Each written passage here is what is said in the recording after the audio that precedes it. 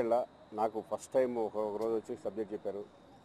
అంటే ఇప్పట్లో నేను ఏంటంటే కొంచెం ఎంటర్టైన్మెంట్ వే కొంచెం అలా వెళ్దాం అనుకున్న టైంలో ఈ కథ చెప్పగానే ఇమ్మీడియట్గా నాకు కొత్తగా ఉంది. మళ్ళీ నేను ఒక మహాత్మా, ఆపరేషన్ దుర్యోధన, ఆ టైప్ ఆఫ్ ఒక డిఫరెంట్ వేరియేషన్ ఉన్న క్యారెక్టరైజేషను, ఇలా ఒక ఛాలెంజింగ్ క్యారెక్టర్. అది ఏంటి, ఎలా ఉంటుంది అనేది వంశీ చెప్తాడు. డైలాగ్లోనే ఉంది. పెన్నుకు రాయడమే కాదు, కోయడం కూడా తెలుసు. రాతకోతలు నాకు బాగా అలవాటు. ఇందాక ఓపెనింగ్ డైలాగ్ అది. ఆ డైలాగ్లోనే అంటే ఒక క్యారెక్టరైజేషన్, సాఫ్ట్గా ఉన్న క్యారెక్టరైజేషన్ ఎలా అయ్యాడు, ఎందుకు అయ్యాడు, ఏ సిచ్యువేషన్లో అయ్యాడు, యూత్కి బాగా మెసేజ్, అండర్ కరెంట్ మెసేజ్ కూడా చాలా ఎక్కువ ఉంటుంది దీంట్లో. ఏదో సినిమా చేసేద్దాం అని కాకుండా ఇది పర్టికులర్ ఈ ఫిలిము ఆచార్య అనే ఈ ఫిలిం కొత్తగా అనిపించి దగ్గర రావడం, నేను ఇమ్మీడియట్గా యాక్సెప్ట్ చేయడం, ఈయన మీద నమ్మకం ఉంది. అంతకుముందు రక్ష చేశాడు రామ్ గోపాల్ వర్మ. దీంట్లో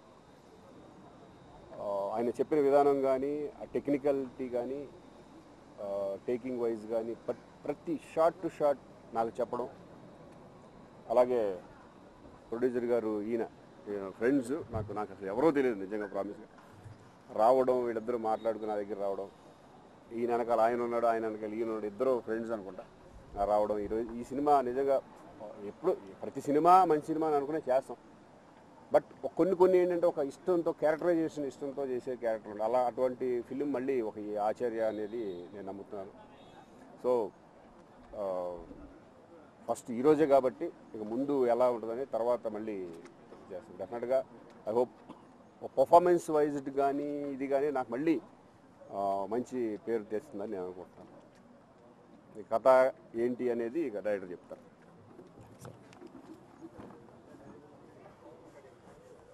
నా మొదటి సినిమా రక్షకి ప్రొడ్యూసర్ అండి. అది నా అదృష్టం. ఈ సందర్భంగా ముందు ఆయన ఒకసారి రిమెంబర్ చేసుకోవాలి. ఆయనకి నేను ఎప్పుడూ కృతజ్ఞతాపూర్వకంగా ఉంటాను. ఇక ఇది నా రెండో సినిమా ఆచార్య. ఖడ్గం, ఆపరేషన్ దుర్యోధన లాంటి వండర్ఫుల్ సినిమాల్లో అద్భుతమైన పర్ఫార్మెన్స్ ఇచ్చి ఎప్పటికప్పుడు తనని ప్రూవ్ చేసుకుంటూ నేను ఉన్నాను అనే ఒక డైనమిక్ క్యారెక్టరేషన్తో ముందుకొచ్చే మనందరి హీరో శ్రీకాంత్ గారు ఈరోజు మా ఆచార్య.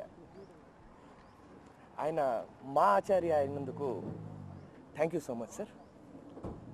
ఇక మొదటి నుంచి నాకు చిరకాలంగా మిత్రులు, అన్ని విషయాల్లోని తోడుగా ఉండేటువంటి గురురాజ్ గారు ఇప్పుడు నా సినిమాకి ప్రొడ్యూసర్ అవడం కూడా నిజంగా నేను చాలా హ్యాపీగా ఫీల్ అవుతున్నాను. ఇంకా కాన్సెప్ట్ గురించి చెప్పాలి అంటే టైటిల్ ఆచార్య. ఇది సెపరేట్గా ఎక్కడి నుంచో తీసుకొచ్చిన కాన్సెప్ట్ కానీ కథ కానీ కాదండి. ప్రతి కుటుంబంలోని, ప్రతి మనిషిలోని ఉండే కామన్గా ఉండేటువంటి ఒక ఎమోషన్కి ఇది ఒక రూపం. ప్రతి వాళ్ళు ఇది కరెక్ట్, నేను ఒక ఆచార్యలా ఉండాలి అని ప్రతి తండ్రి ఫీల్ అవుతాడు.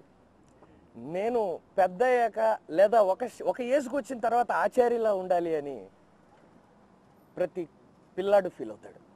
అలాంటి క్యారెక్టరైజేషన్ అందరికీ రీచబుల్గా ఉండి ఆచార్య ఈజ్ పర్ఫెక్ట్ అనేటువంటి ఎమోషన్ క్రియేట్ అయ్యేటువంటి కాన్సెప్ట్ అండి. ఇంకా ఎక్కువగా నేను ఈ కాన్సెప్ట్ గురించి చెప్పడం కంటే అది చూస్తేనే తెలుస్తుంది. ఒక మాట మాత్రం చెప్పగలను ఏంటంటే, ఈ సినిమా రిలీజ్ అయిన తర్వాత మన హీరో శ్రీకాంత్ గారిని అందరూ ఆచార్య శ్రీకాంత్ గారు అంటారు. అంటే ఇది ఫార్మల్గా, అది టెక్నికల్గా, లిటరేచర్కి సంబంధించి అది రాంగ్ అయి ఉండొచ్చు, కానీ మామూలు మన కామన్ భాషలో ఆచార్య శ్రీకాంత్ గారు అవుతారని నాకు గట్టి నమ్మకం సార్. అంత ఎనర్జీ ఈ సినిమాలో ఉంది.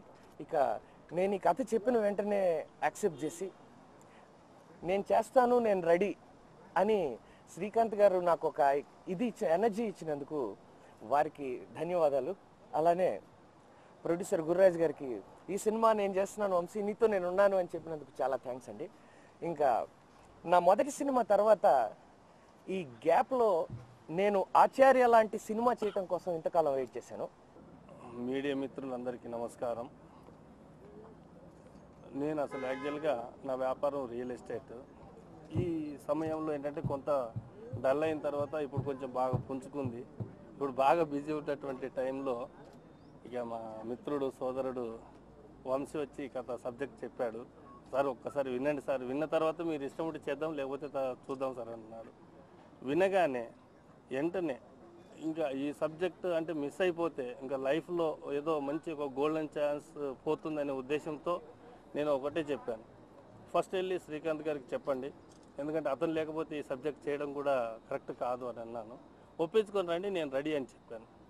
ఇమ్మీడియట్లీ వెళ్ళి చెప్పగానే అది ఆయన ఒప్పుకున్నాడు. చాలా థ్యాంక్స్ అండి. ఈ సబ్జెక్ట్ విషయాన్ని తీసుకుంటే ఇక ఇప్పుడు డైరెక్టర్ గారు చెప్పారు. ఈరోజు వాస్తవానికి ఆ రోజు మహాత్మా గాంధీ చెప్పాడు, అర్ధరాత్రి 12 గంటలకి ఆడది రోడ్డు మీద వెళితే ఆ రోజు స్వతంత్రం వచ్చినట్టని. కానీ ఈరోజు పరిస్థితులు ఎలా ఉన్నాయంటే పగలు 12 గంటలకు కూడా అమ్మాయి ఇంటికి వచ్చే పరిస్థితి కనబడట్లేదు. ఇది కొంతమంది ఏంటంటే ఇప్పుడు లవర్స్ ప్రేమికులు ఉన్నారు, ఎంతమంది ప్రేమికులు సక్సెస్ అవుతున్నారు, ఎంతమంది ఫెయిల్ అవుతున్నారు, ఇలా రకరకాలుగా కాన్సెప్ట్ తిరుగుతుందండి. దాన్ని పూర్తిగా బాధ్యతతో ఎంత కరెక్ట్గా చేశాడనేది మనం ఒక రక్ష సినిమా వంశీ చూసి తెలుస్తుంది. అతని మీద పూర్తి నమ్మకం ఉంది. ఈ సబ్జెక్ట్ నేను ఎందుకనంటే ఒక మామూలు పర్సన్గా వచ్చినటువంటి పర్సన్ని, అంటే ఆడియన్స్ ఎలా ఉంటారు అని తెలుసుకున్నవాడిని కాబట్టి 100% ఆడియన్స్కి రీచ్ అవుతుందని, ఇది మీ అందరి ఆశీర్వాదాలతో సక్సెస్ అవుతామని, మళ్ళీ కంటిన్యూగా ఈ సినిమా ఫీల్డ్కి మళ్ళీ మూవ్ అవుతానని కోరుకుంటూ, మరి శ్రీకాంత్ గారికి, మా డైరెక్టర్ వంశీ గారికి, మరి వచ్చినటువంటి మిత్రులకి, మీడియా మిత్రులకి అందరికీ నమస్కారం తీసుకుంటూ సెలవు తీసుకుంటాం.